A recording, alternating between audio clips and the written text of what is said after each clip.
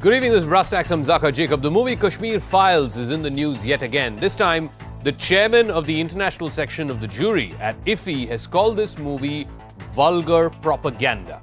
Now, anyone is free to criticize a work of art. He could have called this a badly made film, the actors are bad, the plot is bad, the sets are bad, whatever it is. But by calling it vulgar propaganda, what this Israeli filmmaker, who is the chair of the international jury, what he has done is question the very integrity of the film, its makers, and perhaps even the filmmaking process itself. Is this in keeping with the culture of denial that was there, or the culture of airbrushing that happened around the Kashmiri Hindu genocide, which happened in the late 80s and 90s? And is this buried truth, much like the Holocaust, now coming out? The reality is being presented to people, and that is making people like Nadav, Lapid, the Israeli filmmaker in question, uncomfortable. But before we get into all of that, first, the story of how the IFFI guest jury member made a mockery of not just his hosts, but also of a movie that is this year's biggest raking commercial success in the Hindi film industry.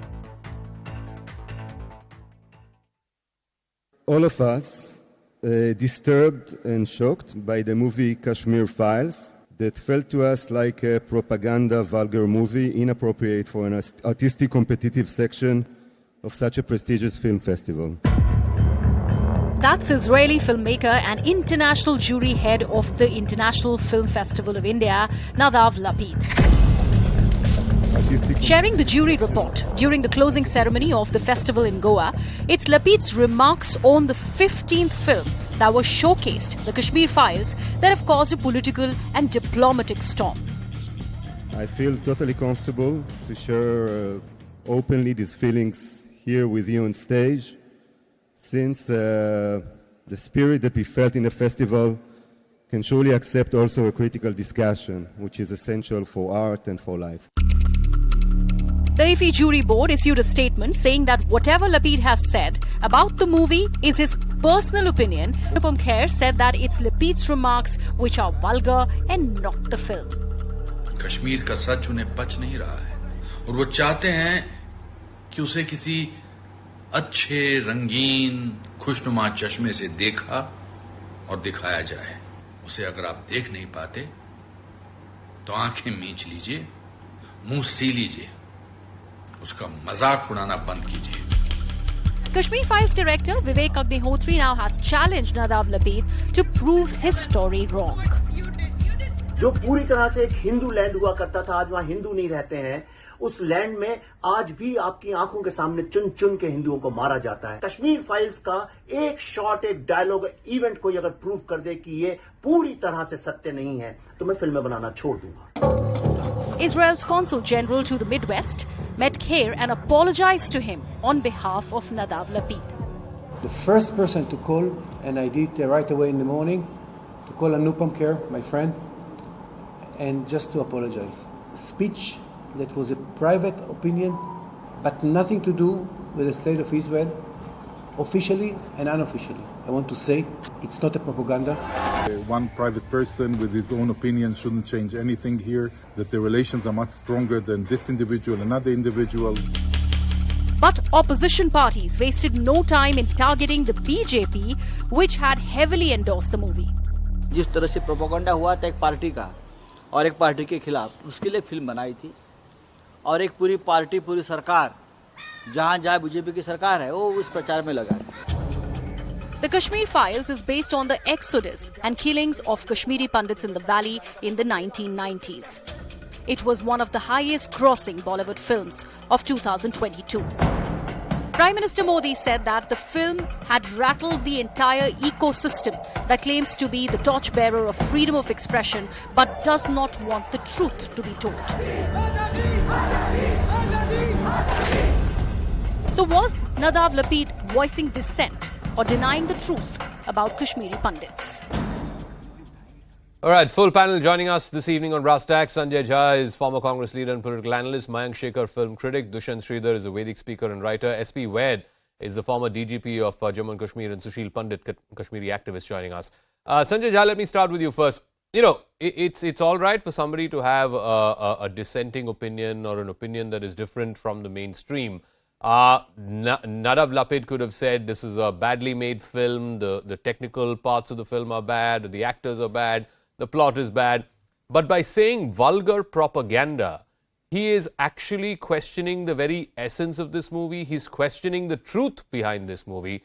And in a sense, as somebody asked on Twitter today, will he deny the Holocaust? If he doesn't deny the Holocaust, then why should he deny the Kashmiri Hindu genocide?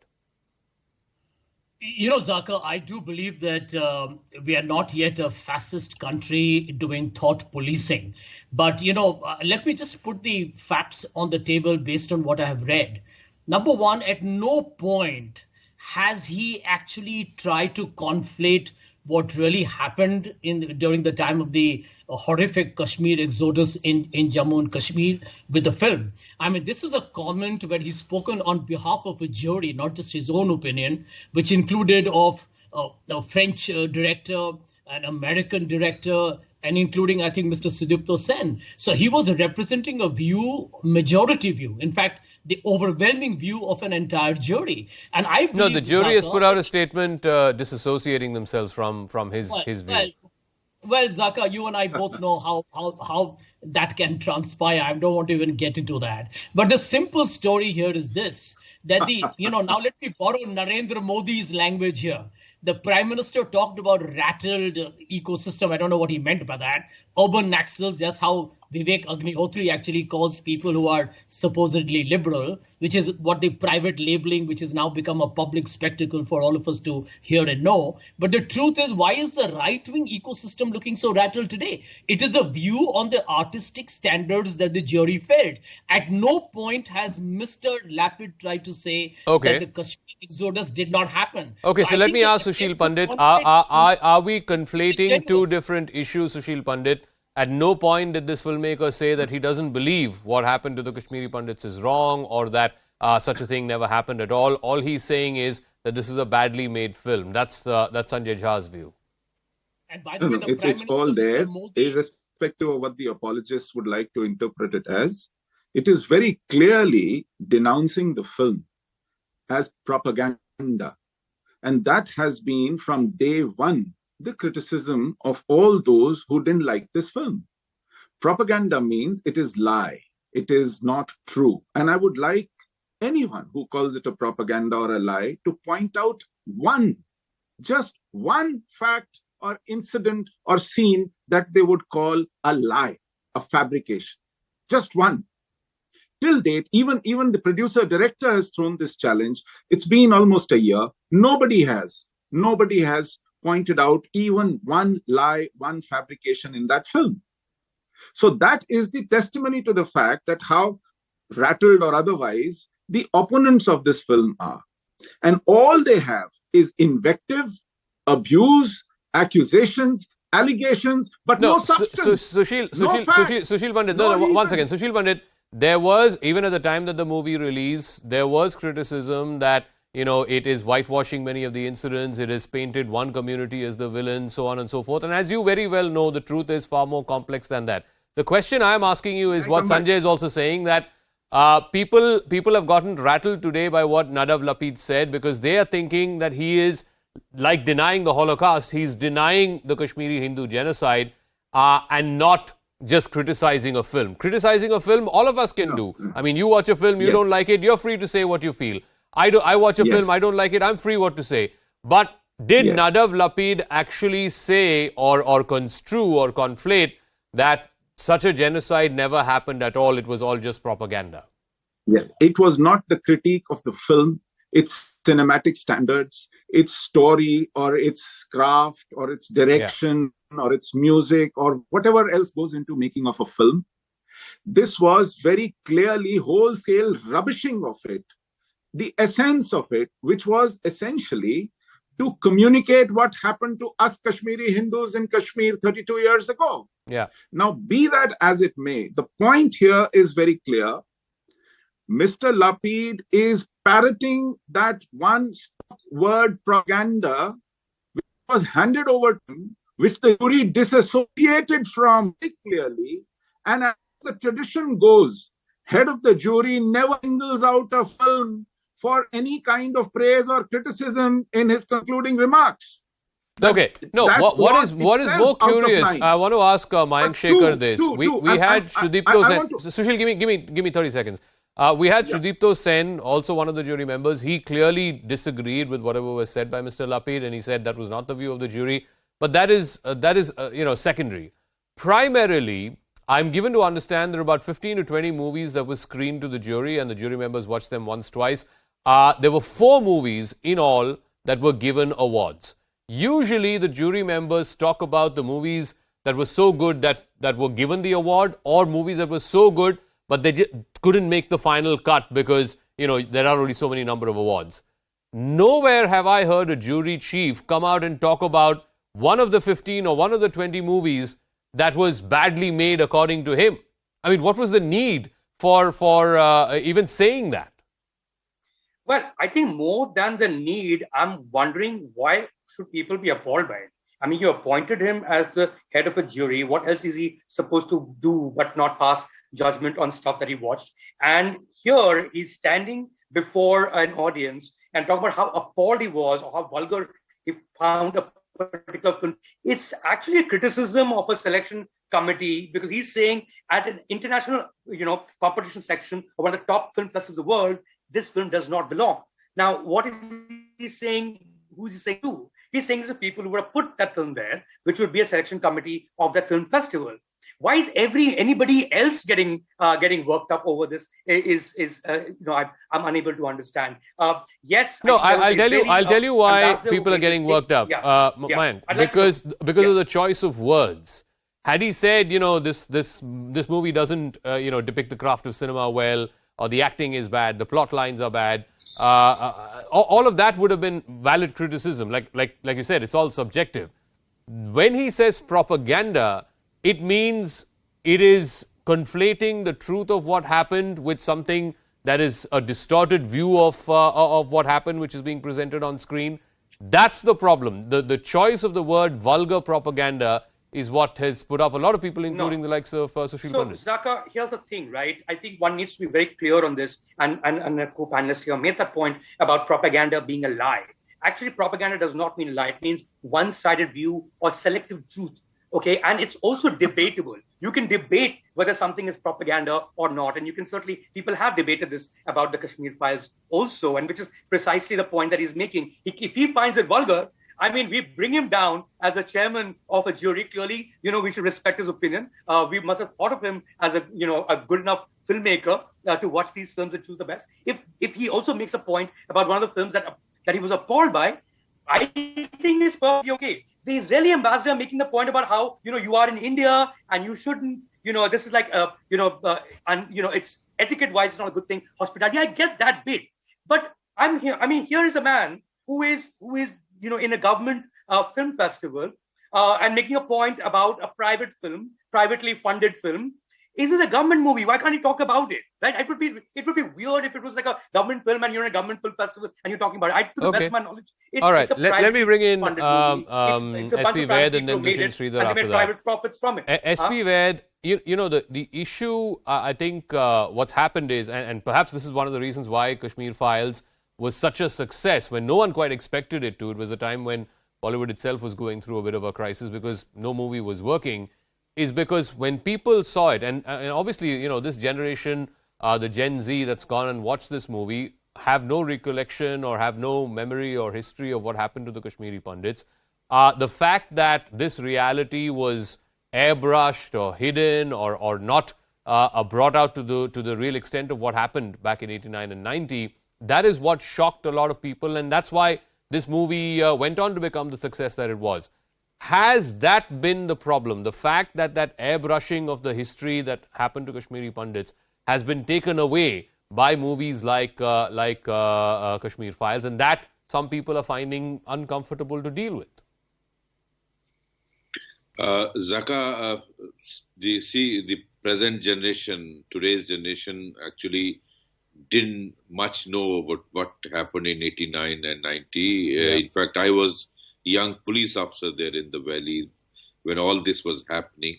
And in fact, Vivek has done this movie after, I think, thousands of interviews with the victims, those who had actually suffered at the hands of terrorists and who were the sufferers of genocide, Kashmiri Pandit genocide. And I think a lot of research had gone into it. And no one can deny that genocide of Kashmiri Pandits had happened, rapes had happened, murders had happened. If you recall, a terrorist like Bita Karate himself depicting how he killed 25 of them. Yeah. So the facts on ground were there, but the present generation didn't know how all this happened. And this picture actually brought is showed in a movie the way all these few incidents, after all, no movie can show everything. It could show only few major aspects of how terrorists went after Kashmiri Pandits just because of their religion.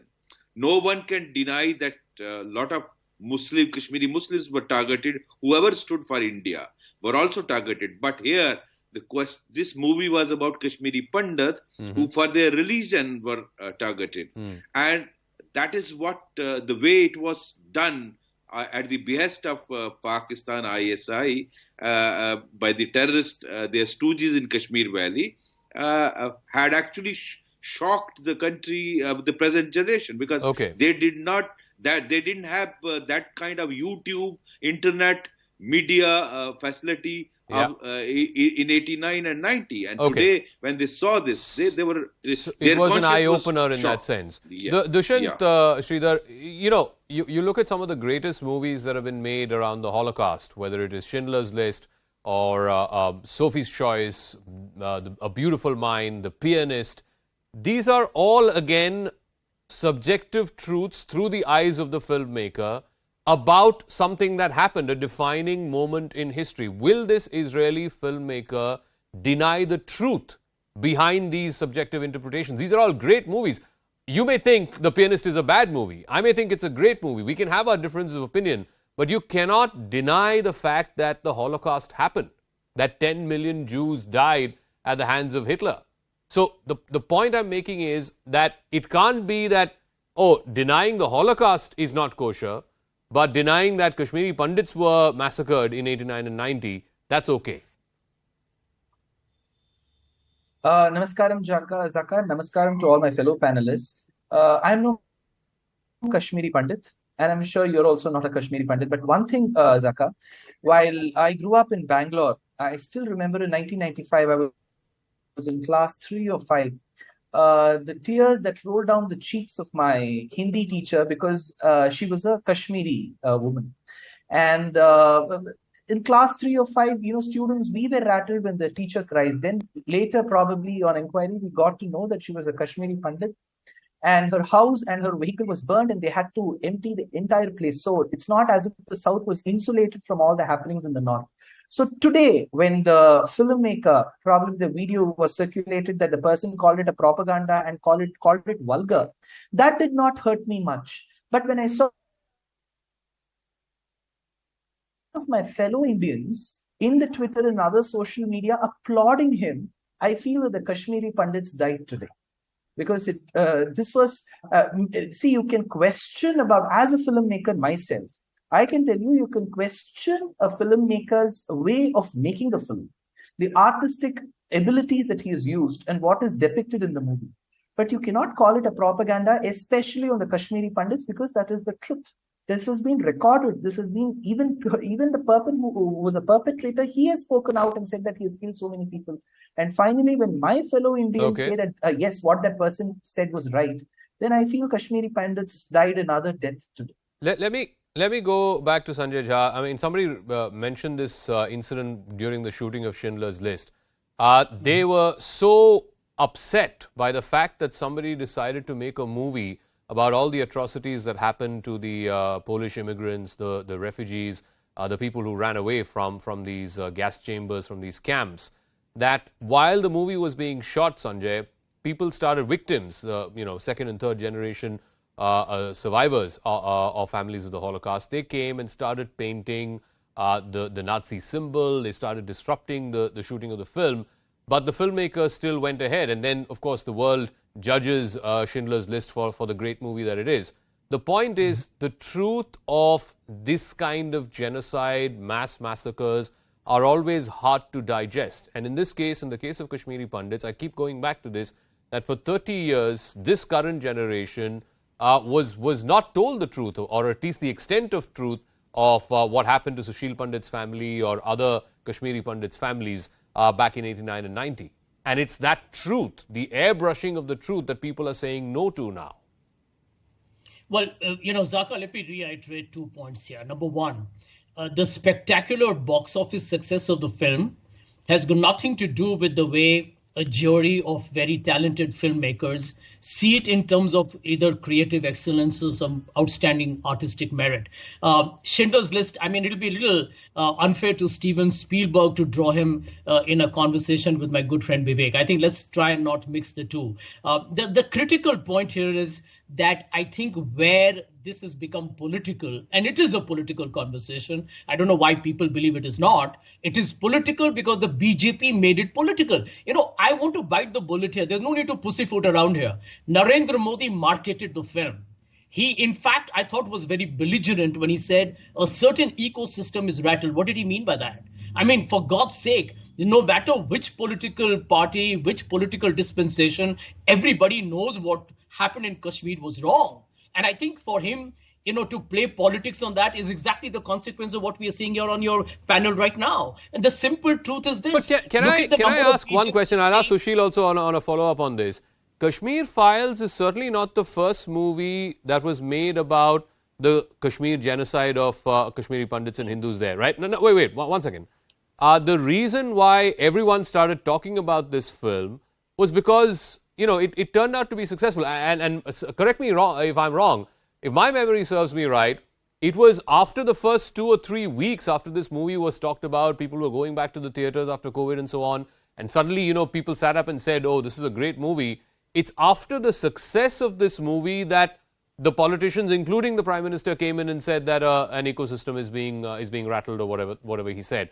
So Sushil, I mean, if every movie that was made about Kashmiri Pandits was as successful as Kashmir Files, then all politicians would latch on to it, right?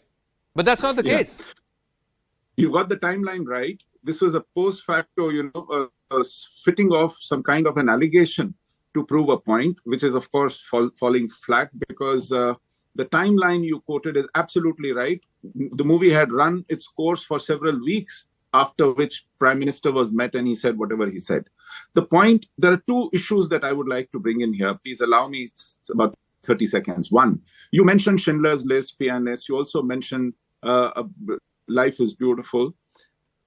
I heard one of your panelists say, what about the other side? Did anyone ask what happened to the German soldiers in those three films? How their families were devastated? What about the other side? Why do we ask this other side question here? Why are we trying to monkey balance?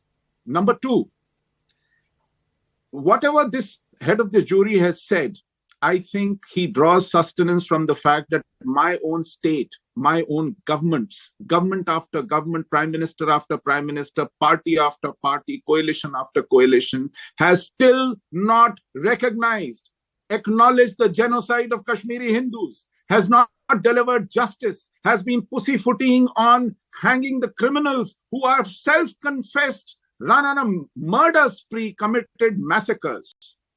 Not a dime of compensation. We still incidentally have refugee camps with thousands of refugees 32 years after their exodus. It is because we have abandoned this issue and abandoned the victims and survivors that people like Lapid get the temerity to question it and to call it a propaganda.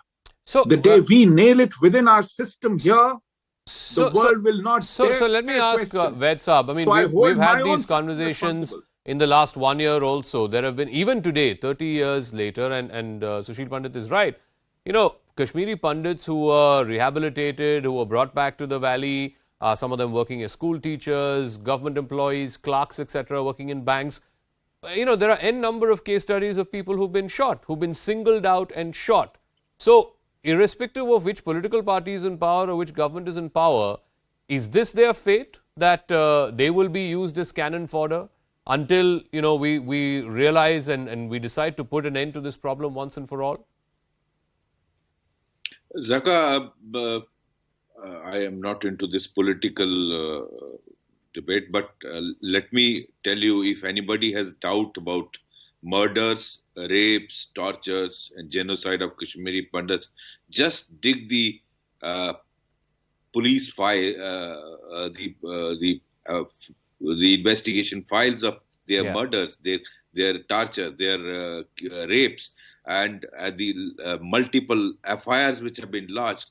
Look at the lakhs of Kashmiri pandits living in different camps even today after more than 32 years, whether it is Jammu or Delhi or many other parts of the country.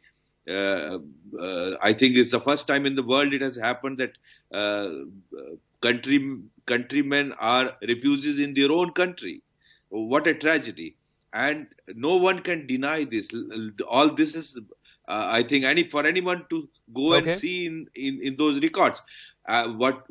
Just coming to the point you said, why criticism?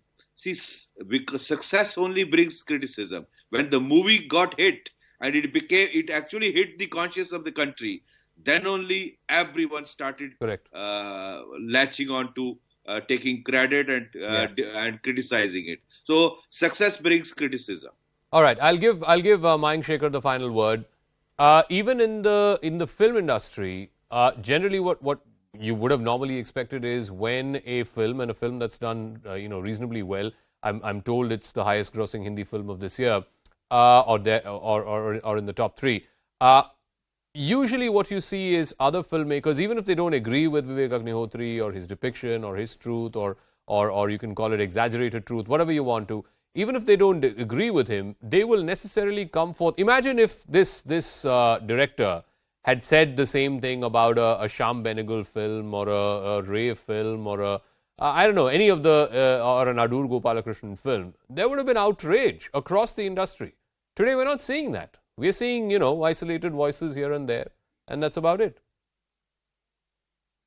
Zakka, I think you compared Kashmir Files already to, Spielberg's Schindler's List, and now it's Shyam Benegal and Adur Gopalakrishnan we're talking about. Let's be fair. Anybody who's, even seen one movie in his life would not ideally put both the films in the same pedestal, Schindler's List and Kashmir Files. And I'm just being as objective as one can be, right? The filmmakers who made Kashmir Files were against their child, and I can totally understand where they're coming from. It's, that's how close you are to your work. But the others, I'm pretty sure if one movie... So there is that element that needs to be made clear.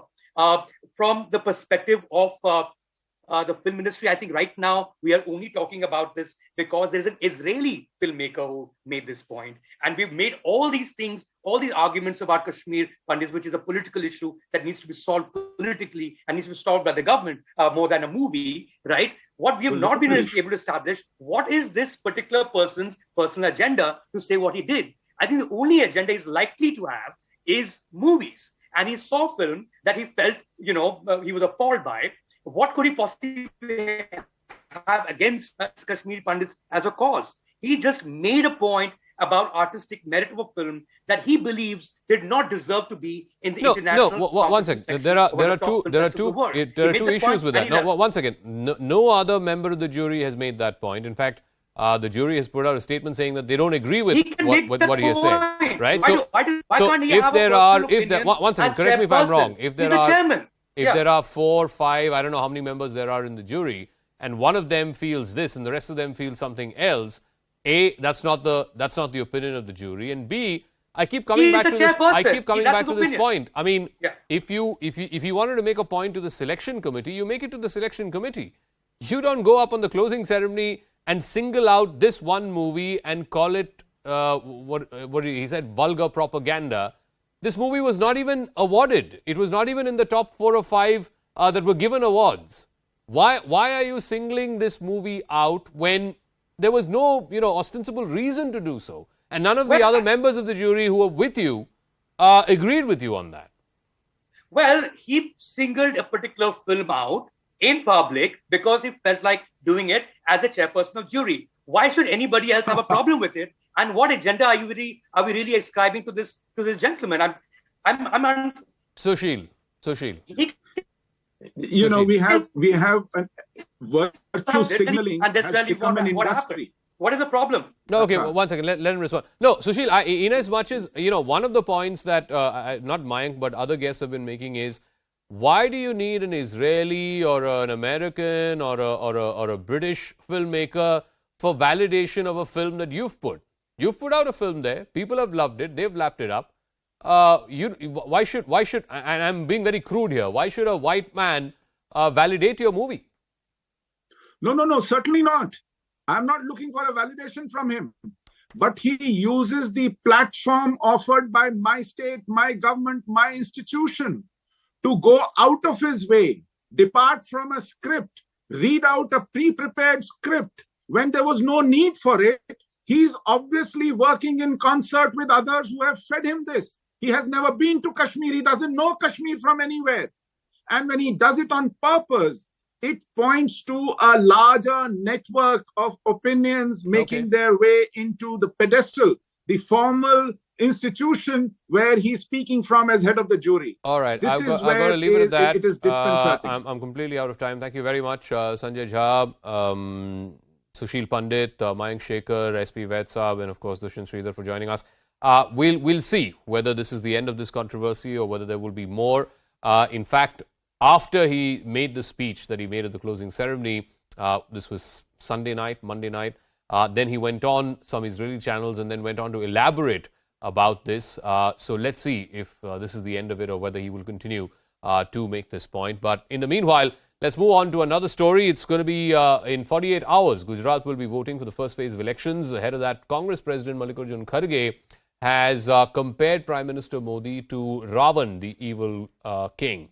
Kharge was being critical of votes being sought in the name of the Prime Minister in every election instead of local candidates or the performance of the local government. The BJP latched on to the issue and accused the Congress of insulting all Gujaratis, once again reminding the Congress of the Maut Ka Saudagar comment, which cost the party the 2007 election.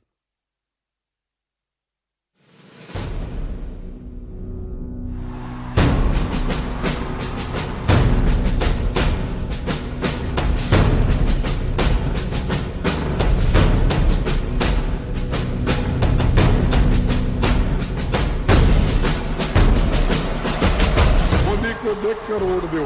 अब भाई तुम्हारे को तुम्हारी सूरत कितनी बार देखना, corporation में भी तुम्हारी सूरत देखना,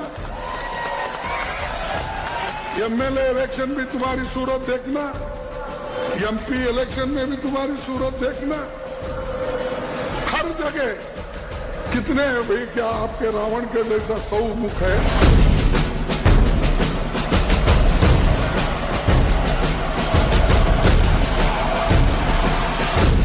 माननीय प्रधानमंत्री श्री नरेंद्र मोदी जी को रावण कहा और मुझे लगता है इससे बड़ी धृष्टता इस प्रकार के भाषा का प्रयोग, इस प्रकार का गाली गलौज अपने प्रधानमंत्री के लिए करना और वह भी गुजरात के सपूत के लिए ऐसे शब्दों का प्रयोग गुजरात में खड़े होकर करना, यह उचित नहीं।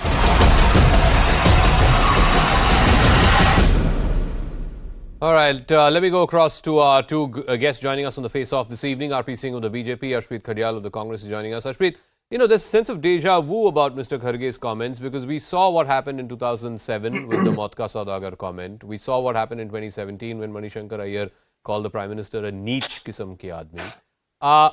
The Congress, it seems, hasn't learned from any of these past lessons that making personal attacks on someone like Narendra Modi only backfires. First of all, kindly allow me an uninterrupted minute. Number one, the Bharatiya Janata Party, before questioning us, before talking about us, should apologize for the statements that they have made in the past, for calling our leaders Dayan, for calling our leaders Saddam, and Mr. Modi himself, when he said to the former Prime Minister and made a raincoat-related remark. So the Bharatiya Janata Party should apologize for those statements first and then should talk about us. And number two, We are simply following the footsteps of the Bharatiya Janata Party, what they are teaching the country. And number two, I do not understand kahan se ye logic lekar ke aate hain ki, all the Gujaratis have been insulted. How? Where do you get this logic from? And what do you eat before giving the statement? I also want to know and understand how you. No, but Ashwin, that's what the that's what the Gujaratis said in 2007 in response to Maut Ka Saudagar. That's what the Gujarati electorate said in 2017 in response to Manishankar Iyer calling Mr. Modi a neech kisam ka aadmi. Zakka, right? That's what the Gujarati people said. Zakka, you asked me 10 questions. I'll give you 10 No, I answers, didn't ask you 10. I asked you one uninterrupted. question, sir. Zakka, this is the second question, first of all, and I asked you for 60 uninterrupted seconds, which you haven't given me. So please give them now. Number two, I love the attitude of the Bharatiya Janata Party, first of all. In this also they want to encash votes. What do they say? In order to avenge the insult, give us votes so that we can avenge it. Now, this is something that the Bharatiya Janata Party wants to encash votes upon. And number four, Mr. Modi saying that vote on my face, vote in my name. Has he forgotten the simple fact that India is a parliamentary form of government, not a presidential form of government? So no, I'll get to that. But let RP Singh respond. RP Singh respond. BJP has also been critical and name-called Congress leaders. Jersey cow kaha gaya. Recently, BJP leader called Rahul Gandhi Saddam Hussein. ये भी तो insult है. Well, thank you, Zakka. I'll appreciate if Mr. Khadge will hear me patiently. I heard him patiently and never intervened when he was speaking. Sir, Prime Minister is the Prime Minister of the country. He is your Prime Minister, my Prime Minister, Khadge's Prime Minister. He is Prime Minister for everyone. When we compare Prime Minister with Ravana, obviously the people of the country will repel it. Congress might say that, it's very normal. The BJP ex-leader said something, Y leader said something. But as for Saddam Hussein, I remember Mr. Rahul Gandhi also said Saddam Hussein and Gaddafi to Prime Minister Modi at one given time, Neech Aadmi, Gandhi, Nali Ka Kira, Hitler, Dawood Ibrahim, Mussolini, Basma Sur. These were all being said about the Prime Minister. But this is not the issue. The issue is, what mindset do you come from? What mindset is protruding you to do say so many things about the Prime Minister? Because you don't have any policy. Your leaders don't have policy. Your leaders can't be seen and projected. Your leader is running away from the state. He has not done a single rally in the state. He knows because he's losing the state. That's why he has put Mr. Khadge to take charge of the campaign, and that too what Mr. Khadge has done. So what he has done.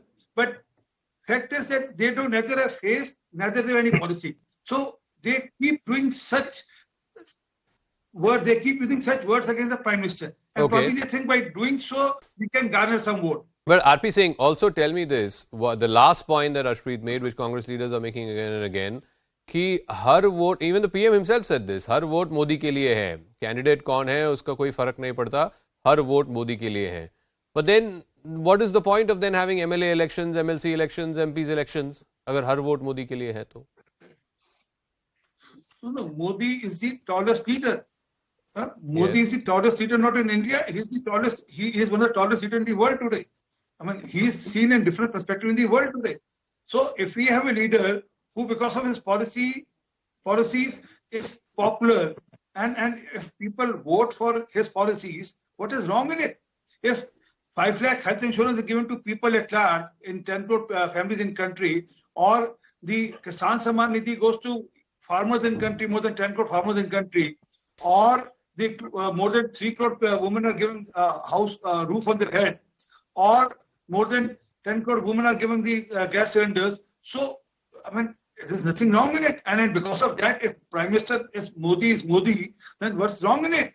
Ashpreet, two points. One, like I said, whenever your party seems to have made personal attacks on Mr. Modi, it has always backfired for you. I'm yet to see evidence of when personal attacks are made on your leaders, it backfires on the other party and your party gets votes. That's number one. Secondly, what Mr. RP Singh is saying is right. If PM Modi is directly speaking to the voters and saying, you vote for me, and whatever the benefits are, LPG cylinders or toilets or whatever it is, that's their election strategy. Nobody is stopping Rahul Gandhi from saying, mere naam pe vote do. Thank you, Zakka, for the question. First, like you allowed uninterrupted time to the BJP spokesperson, I hope the same would be allowed to me as well. Number two, you said that it backfired for the Congress party. Now, I'm very sure that, Zakka, you weren't one of the voters there in the respective states. So I think it's not for you, but for the people to decide. Sir, in 2007, how many seats you got? In 2017, how many seats you got? मैं थोड़ी बोल रहा हूँ. This is electoral record. History है ये. Answering a question, Zakka, answering a question. Now, how many seats we got? How does that? How is it proven that number of seats were scored because of this statement or because of any particular reason? Sir, if you won that election, nobody would have asked you this. Number two. कोई ये आपको नहीं बोलेंगे कि मौत का सौदागर बोलना नहीं चाहिए था. अगर वो इलेक्शन आप जीत जाते, कांग्रेस पार्टी जीत जाती, तो nobody would have said कि मौत का सौदागर बोलने से आपको इलेक्शन हारना पड़ा. इलेक्शन हारे इसीलिए बोल रहे हैं ना लोग. Now really appreciate the third interruption. I really would have hoped that you would have done the same with the BJP spokesperson, also wasn't done. So I hope there won't be a fourth one. Number one. See, Zakka, it is for the people of the respective states to decide. And you cannot tell what was the reason behind a particular loss. There could be n number of reasons. Number two, the Bharatiya Janata Party, do they have a license to call our leaders Diane, to call our leaders Saddam, and many more things that I cannot even speak on a debate. Number four, the PM of the country, I just want to ask him one thing. He says that I'm Gujarat Putra. Why not Bharat Putra if you're the Prime Minister? You're the Prime Minister, you're supposed to be representative of the country, not of a particular state. So understand that. And number two, the son of Gujarat takes cameras along with him when he goes to meet with his mother. I want to ask Mr. R.P. Singh, why? What's the need of taking cameras along? And number three, how is that relevant to today's debate? Rashpreet, you are going on and on a monologue, completely irrelevant points. But anyway, R.P. Singh, please respond. Why not Bharat Putra? Why not Gujarat Putra? No, you can absolutely say what you want to say. I've never interrupted you from saying anything. Doesn't mean I have to agree with all the nonsense you say, Ashpreet. If I find your argument stupid, I will call your argument stupid. Sorry, I'm sorry about it. If your arguments are not cogent, if your arguments are not sensible, I will say it out loud on TV. See, what you are saying is nonsense or not is for the people to decide. If you don't agree with my views, you can call it stupid. You can say it's stupid. I don't have a problem with it. I don't expect you to agree with. I don't expect you to agree with me. If you won't allow me to talk, I won't be here on the debate. R.P. Singh, I'll give you the final word. Ultimately, look, I don't think civility in political discourse is something that any of our political parties are particularly well known for. But fact is that, particularly in the case of the Congress party, whenever they've indulged in personal attacks of Mr. Modi, it has electorally backfired on them. Had they not, lost because of that, nobody would have said कि मौत का सौदागर बोलना गलत था या नीच किस्म की आदमी बोलना गलत था. अगर वो इलेक्शन जीत जाते तो कोई नहीं पूछता. See, they don't understand one thing. Congress party doesn't understand one thing. Modi ji has worked hard and slogged hard to be what Modi ji is today. He has been the CM of the Gujarat. He has worked very hard for the people of Gujarat, and so has he, after becoming the Prime Minister, worked hard for the country. I have never seen a Prime Minister who has working so hard for the country. I mean, I've been in active politics for the last 45 years, but never seen anyone as hardworking as him and as dedicated as him. So people respect him for his work, for his ideas, for his implementation of those ideas. All right. Whether it was Gujarat, whether it is country. I got to wrap up. We'll see. The phase one campaigning got over today. And on Thursday is when the phase 1 election will take place in Gujarat. On Monday, the second phase. There'll be a series of political events in the run-up, of course, campaign events in the run-up to that. And we'll have special coverage both on the final day of polling from 6 p.m. We'll have our exit polls. And, of course, on the 8th of December from 6 a.m. we'll be having our live counting day coverage. Quick break. When we come back, all the other stories, including a high drama in Hyderabad after Jagan Mohan Reddy's sister and YSRTP founder Y.S. Sharmila is arrested right outside KCR's house.